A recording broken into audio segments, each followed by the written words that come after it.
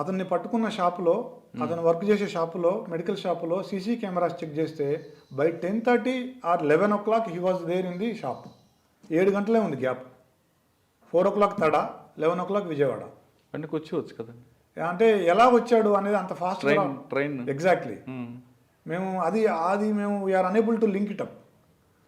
But తర్వాత మేము Navjivan express అనేది ఒక ఎక్స్ప్రెస్ ఉంది, 6:30కి గూడూరు, 10:30 విజయవాడ. అందులో వచ్చి ఉండొచ్చు. దానికి అది మాకు ఆ ఫ్లాష్ అయ్యి అతను అడిగాము, he confuse, he admitted it. నేను అట్లనే వచ్చాను సార్. వచ్చి వెంటనే మళ్ళీ షాప్కి వచ్చాను ప్రూఫ్ కోసం. అతను చాలా ఇంటెలిజెంట్గా మళ్ళీ ప్రూఫ్ ఎలిబి సృష్టించుకున్నాడు. షాప్లో ఉన్నాడు వచ్చి, కావాలని నేను మళ్ళీ షాప్ మీద కోపంతో ముగ్గురిని చంపేశాడు. సెన్సేషనల్ కేసు, చాలా సెన్సేషనల్ కేసు. అది నిజంగా నా కెరీర్లోనే నిజంగా గుర్తుండిపోయే కేసు. చాలా బాధాకరం, చాలా దురదృష్టకరం, ముగ్గురు చనిపోవడం.